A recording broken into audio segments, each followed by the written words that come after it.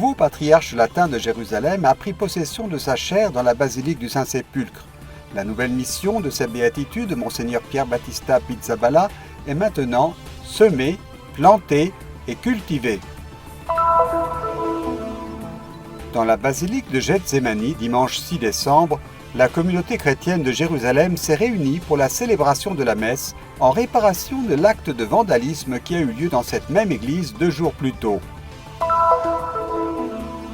Le jeudi 10 décembre, frère Francesco Patton, custode de Terre Sainte, a célébré avec la communauté franciscaine de Bethléem une messe pour tous les bienfaiteurs de Terre Sainte dans la grotte de la Nativité.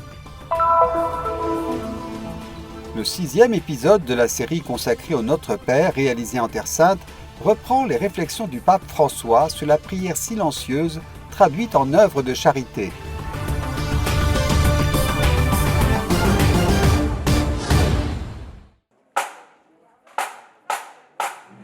Sa béatitude, l'archevêque Pier Battista Pizzaballa, nouveau patriarche latin de Jérusalem, a pris possession de sa chaire dans la basilique du Saint-Sépulcre.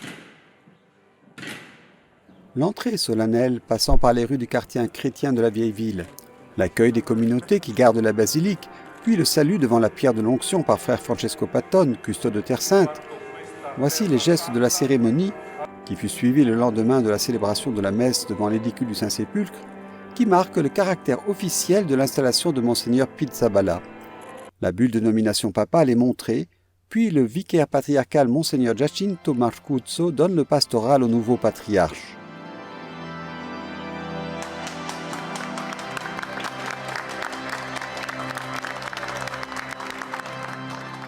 Des représentants d'autres confessions chrétiennes et quelques diplomates participent également à la cérémonie, ainsi que Monseigneur Leopoldo Girelli, délégué apostolique de Jérusalem, les prêtres du patriarcat et les frères des custodies.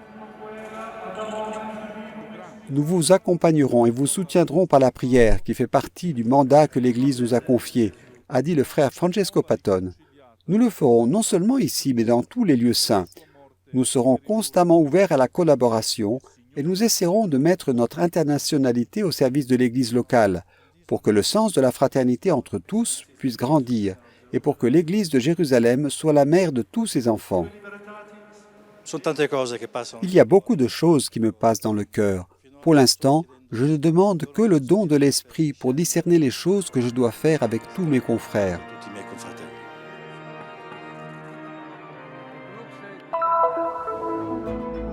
La nomination de Monseigneur Pizzaballa a été publiée le 24 octobre par le bureau de presse du Vatican à la veille de la fête de Notre-Dame, reine de Palestine.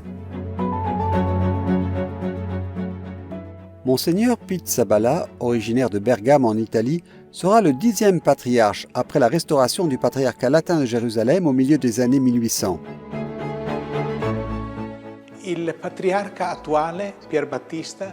Le patriarche actuel, Monseigneur Pier Battista Pizzaballa, est le 197e patriarche à partir de Saint Jacques, le premier évêque de Jérusalem. Il est le 95e patriarche après la création du patriarcat latin en 1099.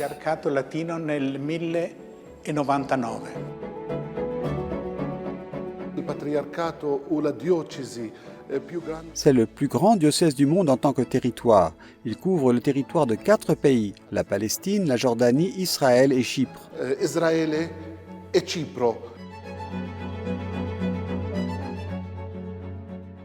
Élu en mai 2004, frère Pier Battista Pizzaballa a été nommé custode pour une période de 6 ans. Il a ensuite été reconfirmé par le ministre des Frères mineurs en mai 2010 pour un mandat de 3 ans. Puis, le cardinal Leonardo Sandri, préfet de la Congrégation pour les Églises orientales, a ordonné frère Pizzaballa archevêque. « 30 ans de présence constante dédiée à la Terre Sainte.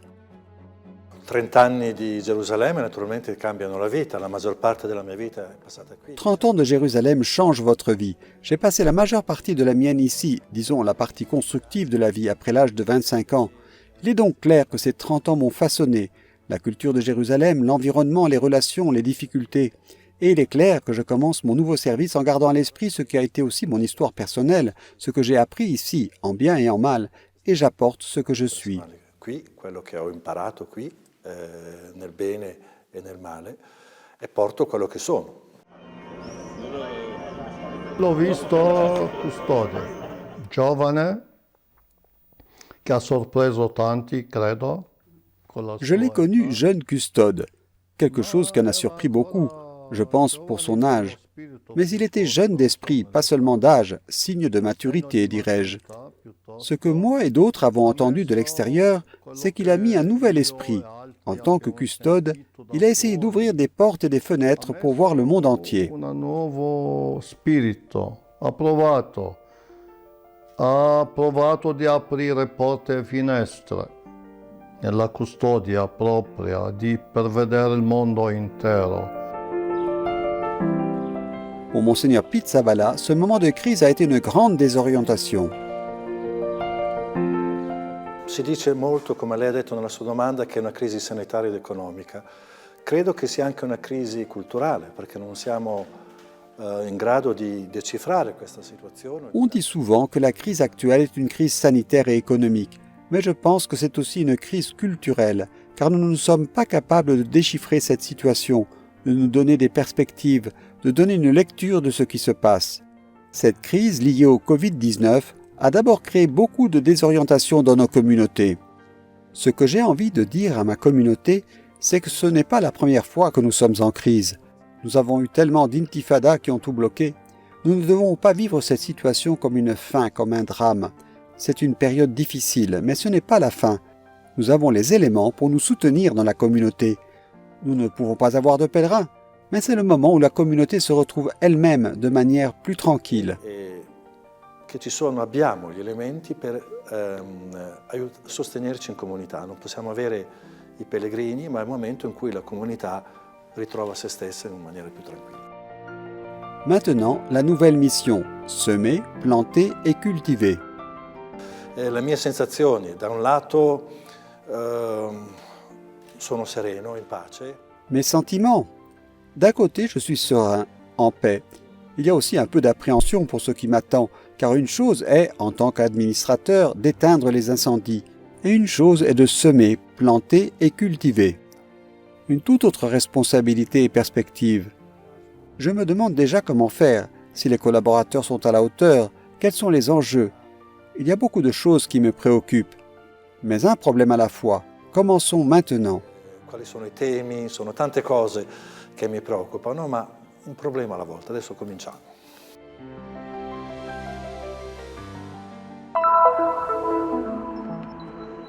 Dimanche 6 décembre, dans la basilique de Gethsémani, la communauté chrétienne de Jérusalem s'est réunie pour la célébration de la messe en réparation de l'acte de vandalisme survenu 2 jours plus tôt, lorsqu'un juif nationaliste de 49 ans a tenté de mettre le feu à la basilique. La célébration était présidée par sa béatitude Monseigneur Pierre Battista Pizzaballa, nouveau patriarche latin de Jérusalem, avec frère Francesco Patton, custode de Terre Sainte, Monseigneur Giacinto Marcuzzo et frère Dobromir Yatsal, vicaire custodial. Étaient également présents son Excellence Monseigneur Leopoldo Girelli, délégué apostolique pour Jérusalem, et une trentaine de prêtres. La célébration a commencé par une prière pénitentielle devant la porte d'entrée, puis Monseigneur Pizzaballa a traversé et béni la basilique, en particulier les bancs en bois encore noircis. Purtroppo non è una novità. Malheureusement, ce n'est pas nouveau. Dans le passé, tant à Gethsémani que dans d'autres endroits, il y a déjà eu des épisodes similaires, certains encore plus graves. Cela nous dit d'une part qu'il y a encore un long chemin à parcourir dans le domaine du respect mutuel, d'autre part qu'il est vrai que nous, chrétiens, parlons de pardon, mais le pardon n'est pas une alternative à la justice. Ces choses doivent être stigmatisées et devenir une occasion d'en parler et d'apprendre ce qu'il ne faut pas faire. La fumée et les flammes ont surgi dans l'après-midi du vendredi 4 décembre. Après la première intervention des ouvriers travaillant dans le sanctuaire, les pompiers et la police sont arrivés sur place et l'auteur a immédiatement été arrêté.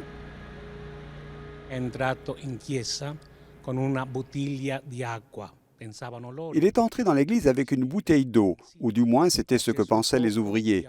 Mais en fait, c'était de l'essence. Il a allumé le feu et l'a répandu de là où nous sommes jusqu'à l'autel. Il a endommagé tous les bancs du côté droit de la basilique, ainsi que le sol. I sentimenti nostri sono chiaramente sentimenti di Nos sentiments sont clairement des sentiments de mécontentement, de tristesse, car il est toujours triste de manquer de respect à un lieu de prière, quelle que soit la religion à laquelle il appartient. En même temps, nos sentiments sont des sentiments chrétiens, mais nous devons distinguer entre ce qu'est un pardon accordé sur le plan religieux et moral et ce qu'est une demande de justice qui sert précisément à protéger les personnes, les lieux et à éviter que de tels actes se répètent à l'avenir. Tutelare le persone, i luoghi e per evitare che in futuro si ripetano atti del genere. Cependant, beaucoup de gens nous aiment, a ajouté le custode de Terre Sainte, et aussi beaucoup d'Israéliens sont proches de nous en ce moment. Une proximité bien visible, exprimée par les bouquets de fleurs envoyés par certains groupes de juifs locaux et posés sur la pierre de l'agonie lors de la célébration.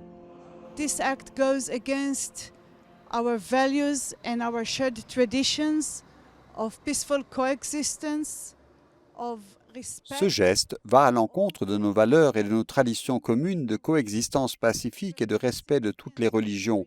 Je suis venu ici pour exprimer vraiment ma solidarité et pour dire que ce n'est pas seulement une attaque contre un lieu saint chrétien, c'est une attaque contre la démocratie israélienne.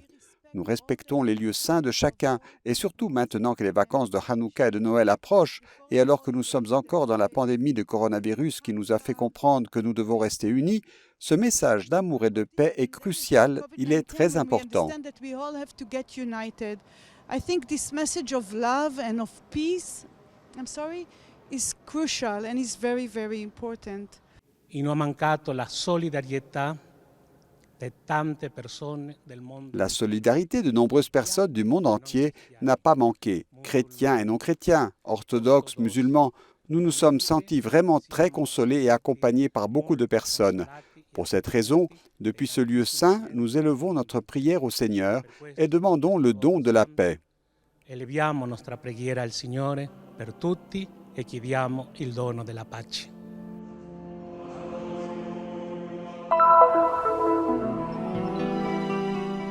À quelques jours de Noël, jeudi 10 décembre, frère Francesco Patton, custode de Terre Sainte, a célébré avec la communauté franciscaine de Bethléem dans la grotte de la Nativité. La messe sur le lieu de la naissance de Jésus a aujourd'hui une intention précise, prier pour les bienfaiteurs de la Terre Sainte. Nous sommes ici, à l'endroit où la miséricorde de Dieu s'est manifestée avec le visage de l'enfant Jésus qui porte dans son propre nom sa mission de nous sauver de nos péchés et de tout ce qui ruine et fait échouer notre vie. Les lectures que nous avons écoutées sont pour nous un grand soutien et une consolation, précisément dans une période difficile comme celle que nous vivons. Il nous révèle que le Seigneur est miséricordieux et grand en amour, a souligné le custode de Terre Sainte. Dobbiamo ricordare che quel tempo era un tempo globalmente abbastanza anche difficile. Nous devons nous rappeler que cette période a été une période plutôt difficile dans l'ensemble. Alors quand nous pensons à Noël, comme cela s'est passé dans l'histoire, Noël n'est pas un Noël poétique, c'était un Noël dramatique. Et aussi, les premiers qui sont venus l'adorer étaient des bergers et des pauvres qui veillaient la nuit et qui recevaient le message de l'ange. Ainsi, lorsque nous vivons dans un contexte difficile et fatigant comme celui que nous vivons actuellement, nous sommes dans la situation idéale pour comprendre que nous avons besoin du salut et pour comprendre cet enfant qui vient apporter le salut. Nella situazione ideale per capire che abbiamo bisogno di salvezza e per capire che quel bambino che viene a portare salvezza. Frère Francesco Patton a confirmé que les frères des custodies continuent à être présents et à prier dans les sanctuaires, même lorsqu'il n'y a pas de pèlerins, pour tous les bienfaiteurs de la Terre Sainte. Il rapporto coi benefattori è un rapporto di vicinanza reciproca. Noi stiamo vicino ai benefattori, i benefattori stanno vicini a noi. Noi stiamo vicini ai benefattori pregando per loro. La relation avec les bienfaiteurs est une relation de proximité mutuelle. Nous sommes proches des bienfaiteurs et ils sont proches de nous. Nous sommes proches des bienfaiteurs, prions pour eux quotidiennement. Pour notre part, les bienfaiteurs sont l'objet quotidien de notre prière. En ce moment où ils ne peuvent physiquement venir en pèlerin, c'est le désir de nombreux bienfaiteurs, nous essayons d'être pèlerins à leur place et de leur transmettre ce qu'est le sens authentique du pèlerinage dans les lieux saints. Ensuite, bien sûr, nous avons besoin que les bienfaiteurs restent proches de nous, car nous n'avons pas eu de pèlerins depuis 10 mois maintenant. Nous sommes sans revenus depuis 10 mois, même sur le plan économique. À la fois nous et les chrétiens de nos communautés, surtout ici à Bethléem. Et c'est pourquoi nous ressentons aussi le besoin que ceux qui le peuvent, et sous la forme qu'ils peuvent, et selon, comme le dit saint Paul, la mesure de leur cœur, se tiennent à nos côtés, nous soutiennent et nous soutiennent également sur le plan économique. Come dice San Paolo, la misura del loro cuore ci stiano accanto sostenendoci e supportandoci anche a livello economico. En tant que frères des custodies de Terre Sainte, nous vous assurons un souvenir constant et quotidien dans la prière, et nous vous invitons à faire quand même un pèlerinage spirituel. Nous vous invitons à être ici avec votre cœur et votre esprit, et à vous préparer à célébrer Noël par la prière et la lecture de la parole de Dieu.